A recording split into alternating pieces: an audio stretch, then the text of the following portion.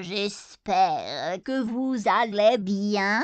On se retrouve aujourd'hui sur Télé Blizzard pour parler des chroniques de Tchernobyl.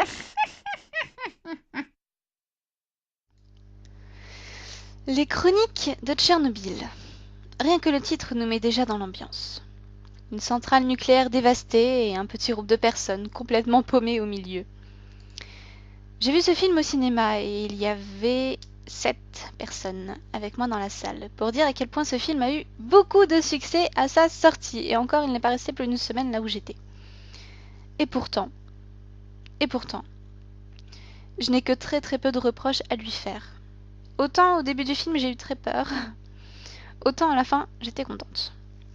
Sorti en 2012 aux États-Unis et réalisé par Brad Parker, ce film nous plonge dans l'univers tout sauf accueillant de la petite ville de Pripyat, qui est voisine de Tchernobyl. La ville a été abandonnée par tous ses habitants en seulement quelques minutes lors de l'explosion nucléaire de Tchernobyl. L'endroit idéal donc pour du tourisme extrême. Et c'est précisément ce que voudront faire nos protagonistes. Donc Chris, sa petite amie, Christophe je crois, son nom en entier, ou Christophe, je sais pas trop, donc on va l'appeler Chris. Chris, sa petite amie Nathalie et son amie Amanda vont rendre visite à Paul, le frère de Chris, qui habite à Kiev. Celui-ci leur propose donc un peu de tourisme extrême avant de partir visiter le pays. Il les amène donc chez un certain Yuri, un guide spécialisé dans ce genre d'expérience et qui a l'habitude de faire des petits voyages dans la ville de Pripyat. Tout ce petit monde part donc accompagné d'un couple, Michael et Zoé. Arrivés à Pripyat, les forces de l'ordre leur refusent l'entrée. Qu'importe. Yuri les fait passer par une entrée un petit peu cachée, dans les bois, il fait des détours. Il connaît bien l'entrée, donc il n'y a pas de souci. Et le petit groupe en est d'autant plus excité, parce que c'est amusant d'enfreindre la loi, n'est-ce pas? Sauf Chris, qui est habitué aux idées folles de son frère et qui trouve que celle-ci est stupide et dangereuse, comme beaucoup d'autres idées qu'il a pu avoir. Et qui râle tout le voyage, donc. C'est au moment de repartir de la petite ville de Pripyat que la seconde étape du film commence. La voiture du guide refuse, évidemment, de démarrer, laissant nos héros dans cette ville fantôme aux proies de bêtes sauvages, avec pour seule défense un tout petit pistolet qu'a Yuri dans sa voiture et un appareil pour vérifier les taux de radiation. Du côté des acteurs, les acteurs sont bons. Je n'ai clairement aucun reproche à faire à ce niveau-là, ils font ce qu'on leur demande et ils le font bien. Le scénario, quant à lui, n'est pas mauvais en soi, si ce n'est par rapport au personnage, mais par rapport à l'histoire, il n'est pas mauvais du tout. Il n'y a pas de longueur, pas d'incohérence, les morts sont discrètes. D'ailleurs, si vous êtes fragile, c'est un très bon film parce que ce n'est pas un problème du tout, les morts sont quasiment toutes hors champ et les rares qui ne le sont pas ne sont pas choquantes. Le suspense est bien dosé, il est bien dosé, même si on peut facilement savoir dès le début qui en suivra tout le long du film, ce qui n'est pas toujours le cas. Souvent on voit l'évolution et on se dit tiens, c'est cette personne-là qu'on va suivre. Là dès le début, on sent que c'est cette personne-là qui va rester jusqu'au bout. Quant à la caméra, j'ai bien aimé, elle est franchement pas mal, elle rend le film très agréable à suivre, elle est dynamique, elle donne l'impression d'être portée par un membre du groupe, ce qui renforce le suspense parce qu'on a l'impression d'être avec eux, de ne pas compter dans l'histoire mais d'être quand même avec eux, de ne pas être un spectateur étranger. On a même parfois droit à une vue subjective et là ça renforce le suspense. Ça nous met à la place d'un personnage à un moment clé, je trouve. C'est le seul moment où on a ça et c'était un très bon choix. Et ça renforce le parallèle avec un jeu dont je vous parlerai dans les spoilers. Et ça nous rapproche grandement des personnages, je trouve. Et c'est pas plus mal. Le film en a besoin parce que le problème du film, c'est que les personnages ne sont pas attachants. Mis à part un souhait de mariage entre Chris et Nathalie et une légère tension entre Chris et son frère, des sujets qui ne sont d'ailleurs absolument pas explorés du tout et qui sont très superficiels, on nous dit tiens, ils veulent s'épouser, tiens, il y a une tension entre les deux, mais on n'en parle plus, c'est fini. C'est fini, les personnages sont totalement creux. Ils n'ont pas de personnalité, ils n'ont pas de vécu, ils n'ont pas d'histoire, ils n'ont pas de sentiments autres que ceux qui les rattachent uniquement entre eux. Ils n'ont pas de vie en fait. Ils ont débarqué ici. On sait qu'ils ont une famille ailleurs, mais on ne sait rien encore. On le sait seulement pour les deux frères, mais pour les autres, rien. On ne sait rien d'eux. Et ça ne les rend pas véritablement attachants. Donc ça pose un petit problème. Mais bon, en résumé, c'est un très bon film pour ceux qui ne veulent pas forcément voir la psychologie des personnages qui creuse. Mais il n'est pas parfait, mais mis à part ça, vraiment, c'est un très bon film et il permet de passer un bon moment. En tout cas, moi, j'ai passé un bon moment. Et j'espère que ce sera votre cas si vous pouvez le voir également. Donc ne vous fiez pas au début où les personnages font un peu peur parce que au final, le reste le rattrape. Le reste le rattrape vraiment. Voilà, donc je vous souhaite un bon film où je vous dis à tout de suite dans la partie spoiler pour ceux qui l'ont vu.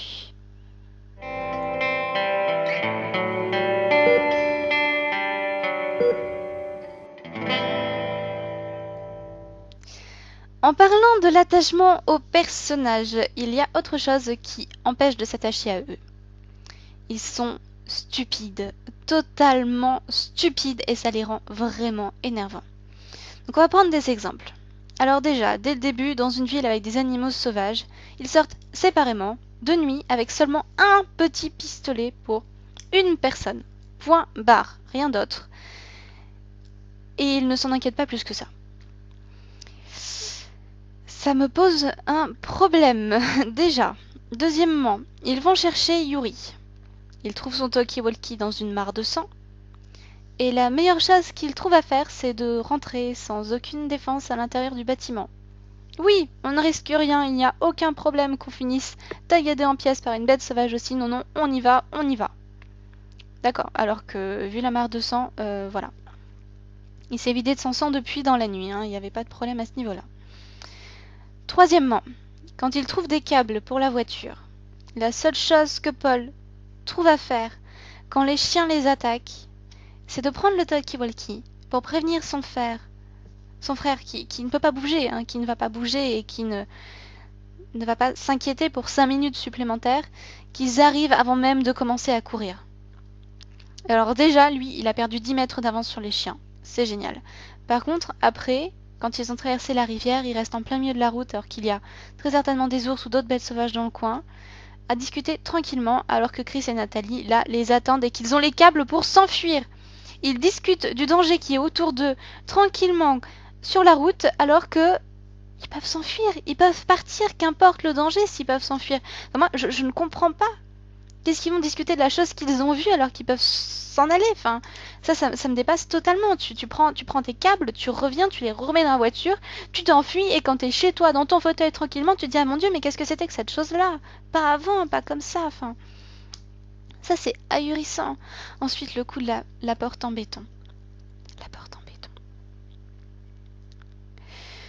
Ils sont poursuivis par une horde de radioactifs et ils ne trouvent pas mieux à faire que de tirer la porte en béton alors que Michael la pousse de l'autre côté. Mais il est bien de l'autre côté, hein. Il n'est pas à moitié comme ça en train d'essayer de pousser comme ça. Non, il est de l'autre côté et il pousse pour bien se faire enfermer quand la porte en béton aurait été poussée.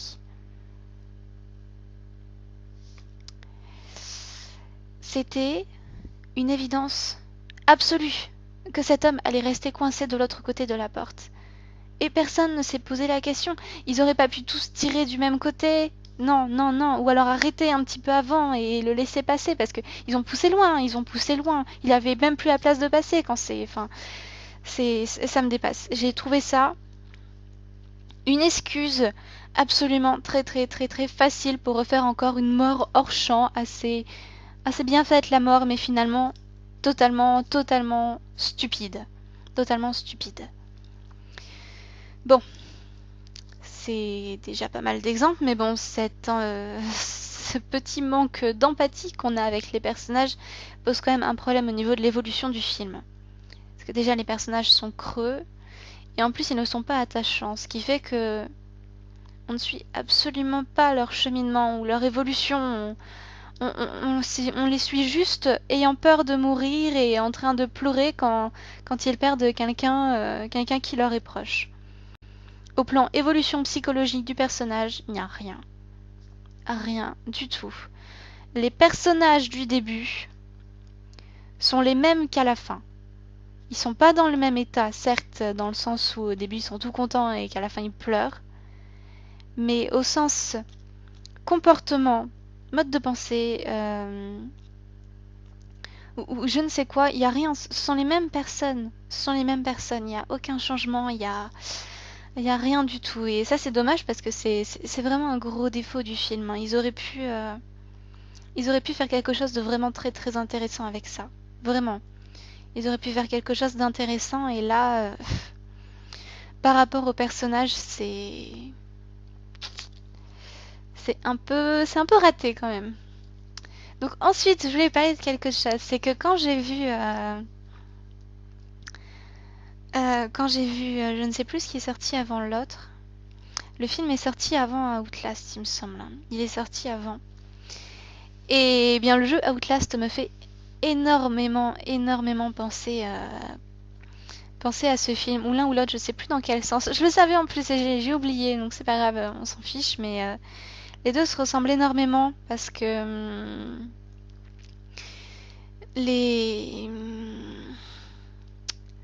l'histoire n'est pas loin, mais le fond de l'histoire est à peu près la même, avec des études qui ont libéré des monstres, au final, vu qu'on a gardé les habitants radioactifs pour les étudier.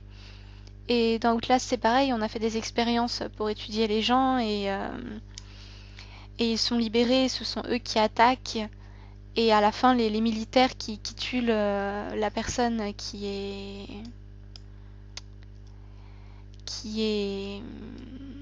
comment dire, qui est témoin, ça me fait vraiment penser également aux militaires qui essayent de dissimuler leurs secrets dans le jeu Outlast également. Et c'est très intéressant à ce niveau-là parce qu'à la fin on fait grandement le rapprochement entre les deux, et c'était très intéressant aussi. Et du coup, vu ce qu'ils ont fait du jeu Outlast, franchement, ils auraient pu faire quelque chose de très très profond avec les chroniques de Tchernobyl. Donc au niveau personnage, j'ai été déçue.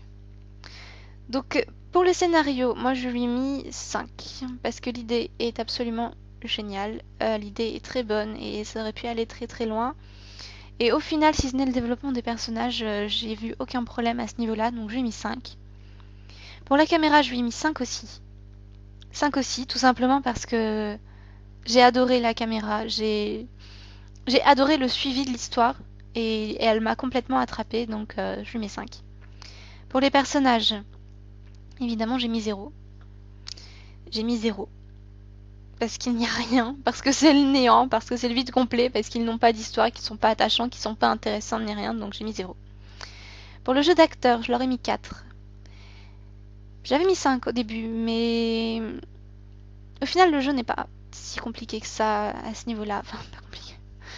Tout est relatif, hein. Pour quelqu'un qui sait pas faire de la comédie, ça rendrait nul. Et ce n'est pas du grand art, et j'ai pu en voir du grand art. J'ai pu en voir en film, et je pense que ces films-là méritent un 5 sur 5, mais pas celui-ci. Donc je lui ai mis 4. 4 parce qu'ils auraient pu donner plus de charisme au personnage, et ça c'était les acteurs qui pouvaient le faire en partie aussi, que ça n'a pas été fait, donc 4. Donc au total, au total 14.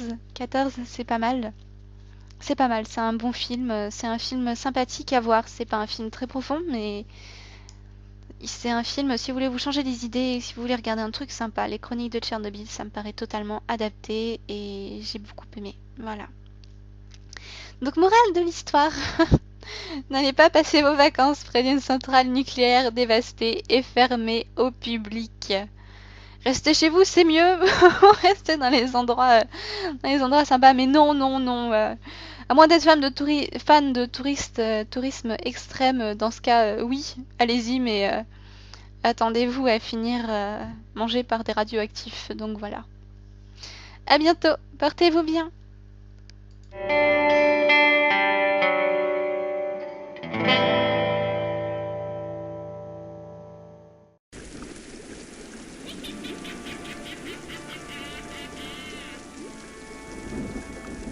Alors l'histoire est basée sur une histoire vraie d'une ville qui est abandonnée depuis très longtemps après une explosion de réacteurs nucléaires dans la ville, je ne me rappelle plus son nom, en Russie.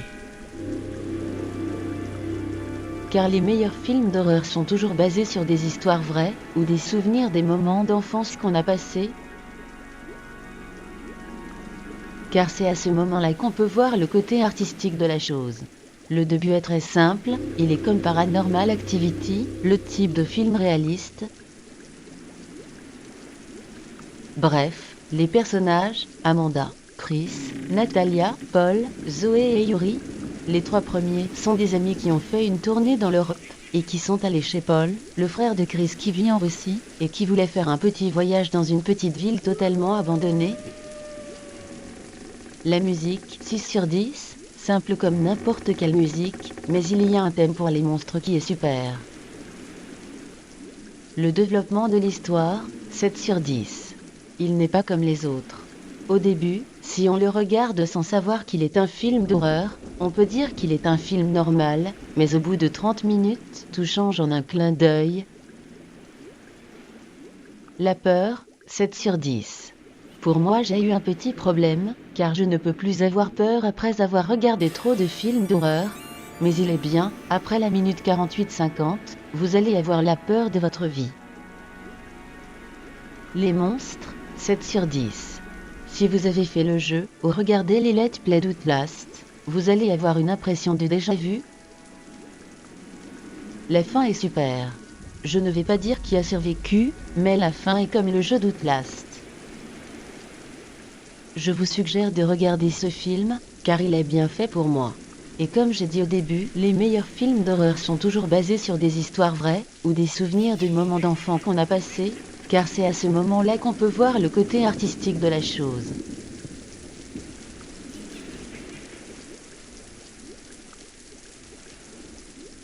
J'ai bien aimé le film, même s'il suit le schéma classique des films survival, on s'attend à ce que cela se passe comme ça, même si la fin peut surprendre, le film reste très classique je trouve.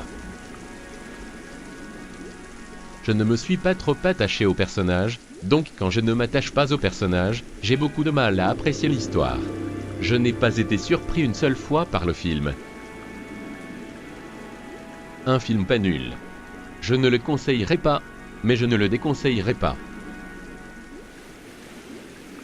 Les personnages ne sont pas assez travaillés, on n'a pas le temps de s'attacher à eux. Il y en a même qui apparaissent d'un coup. Je ne voyais vraiment pas ce qu'ils faisaient là, le couple.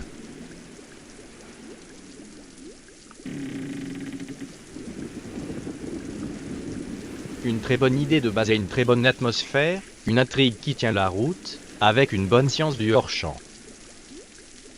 Malheureusement, tout ça est gâché par des personnages plats et insipides, auxquels on ne s'attache pas pour un sou, et ce malgré la sympathie du Ruskov de la bande.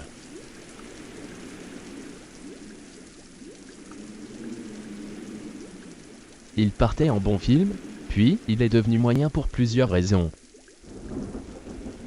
Le passage avec les 3 racailles, qui harponnent les 2 filles au début du film est inutile. Le fait que l'entrée du site radioactif ne soit pas contrôlée, n'est pas crédible. Un ours, 3 fois plus gros que la porte se balade dans l'immeuble, comment il est rentré? Ensuite, on a les 2 couillons qui partent tous seuls dans la nuit, pour savoir d'où viennent les bruits. Le premier se fait déchiqueter alors, que l'autre revient avec seulement une jambe morte. Comment c'est possible? On a un Gollum qui ne ressemble à rien dans la cuisine. Le coup de la voiture transportée sans aucun problème par les mutants. Un vieux papy militaire dans la salle à manger qui balance une chaise. Le fait qu'il retombe par hasard sur la blondasse affolée, que tout le monde meurt ensuite petit à petit. Le coup de la gamine rigide comme une pierre qui fait diversion pendant qu'un mutant kidnappe la blondasse. La poursuite pas vraiment crédible dans le site radioactif. Et la toute fin.